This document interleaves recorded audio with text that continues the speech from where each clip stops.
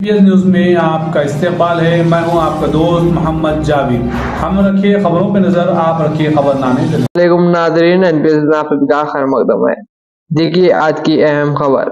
हमारे नुमाइंदे मोहम्मद जावेद की खास रिपोर्ट। हमारे चैनल को लाइक करे, शेयर करे, सब्सक्राइब करे, फेसबुक इंस्टाग्राम पर फॉलो करना ना भूले। 24 అవర్స్ లో కూడా 6 PM నుండి 10:30 వరకు ఎట్టి పరిస్థితుల్లో ప్రవేశం లేదు. సో అయినప్పటికీ కూడా చాలా మంది తెలియక ప్రవేశిస్తున్నారు. కానీ ఇటు చేసిన వారి పైన మనం చట్టపరంగా చర్యలు తీసుకోవడం జరుగుతుంది.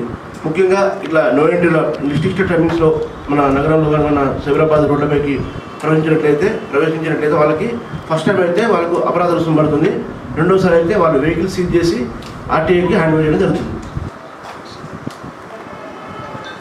సో అంతేకాకుండా ఇంకొక నిబంధన ఏంటంటే అన్ని ఫ్లైఓవర్స్ మన సైబరాబాద్ యూనిట్స్లో ఉన్న అన్ని ఫ్లైఓవర్ల పైన ఇవి మన కమర్షియల్ వెహికల్స్, అలాగే స్లో మూవింగ్ వెహికల్స్, ఈ ట్రాక్టర్స్ వీటి కూడా ప్రవేశం లేదు. వాళ్ళు ఏమైనా పోవాలనుకుంటే ఎట్టి పరిస్థితుల్లో పక్కన ఉన్న సర్వీస్ రోడ్ నుంచి పోవాలి.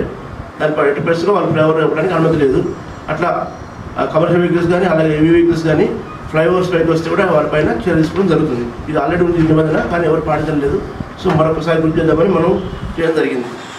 దీంతోపాటు మనకు రీసెంట్గా వచ్చిన కొన్ని మాల్స్ వీటి వల్ల ఏమవుతుందంటే వాళ్ళకు ఫర్ ఎగ్జాంపుల్ ఒక మాల్ ఉందనుకోండి, దానికి ఏంది ఒక 500 కెపాసిటీ ఉంటుంది. వాళ్ళు పార్కింగ్ 500 వెహికల్స్ పడతాయి, 4 వీలర్స్, అలాగే 1000 2 వీలర్స్ పడతాయి. అలాంటి పార్కింగ్ వాళ్ళు ఏం చేస్తుంటే వాళ్ళకి ఒకటేసారి 10,000 వస్తున్నాయి, వెహికల్స్ 10,000 వస్తున్నాయి. సో దట్ 500 పార్కింగ్ ప్లేస్ నిండిపోగానే మిగతా వెహికల్స్ రోడ్ పైకి వచ్చేస్తున్నాయి. రోడ్ల పైన మన క్యారేజ్ ఎక్కడ ఉందో అంటే రోడ్డు పైన ఉన్నాయి, రోడ్డు పైకి పెడుతున్నారు. దానివల్ల చాలా ఇబ్బందులు అవుతున్నాయి, ముఖ్యంగా వీకెండ్స్లో చాలా ఇబ్బందులు అవుతాయి. అటువంటి వాటిని కూడా మనం సైబరాబాద్లో చాలా అట్లాంటి ఎస్టాబ్లిష్మెంట్ను మనం గుర్తించడం జరిగింది. వాళ్ళకు కూడా